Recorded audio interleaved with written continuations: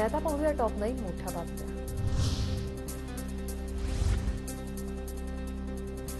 राष्ट्रवादी काँग्रेसच्या आमदार अपात्रता प्रकरणाची उद्या सुनावणी। जयंत पाटील विरुद्ध अध्यक्ष राहुल नार्वेकर प्रकरणावर होणार सुनावणी।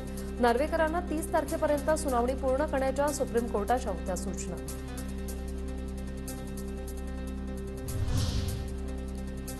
येत्या 30 तारखेला महाविकास आघाडीची महत्त्वाची बैठक। काँग्रेस नेते नाना पटोलेंची माहिती। तर येत्या 8 ते 10 दिवसात जागा वाटपाचा निर्णय होईल। नाना पटोलेंकडून विश्वास व्यक्त।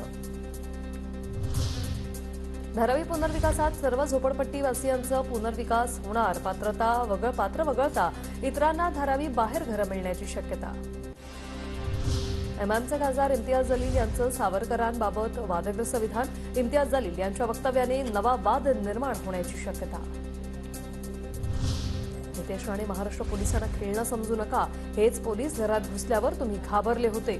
सत्तेचा माज आणि मस्ती बरी नाही। सत्ता गेल्यावर आम्ही तुमचा माज उतरवू। ठाकरे गटाच्या शरद कोळींचा नितेश राणेंना इशारा।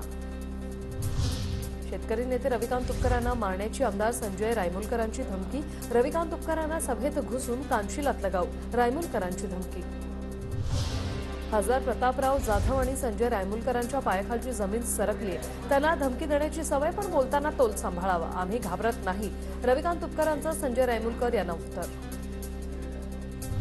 साताऱ्यातील कोयना धरण परिसरात भूकंपाचा धक्का। 3.1 रिश्टर स्केल तीव्रतेचा धक्का। कोयना धरणापासून पश्चिमेस 6 किलोमीटर अंतरावर केंद्रबिंदू। कोयना धरणाला कोणताही धोका नाही। राष्ट्रवादीची आगामी लोकसभा निवडणुकीसाठी मोर्चे बांधणी। संसदेच्या अधिवेशनानंतर पवार लोकसभा मतदारसंघनिहाय सभा घेणार। शरद पवार 48 लोकसभा मतदारसंघात दौरा करणार।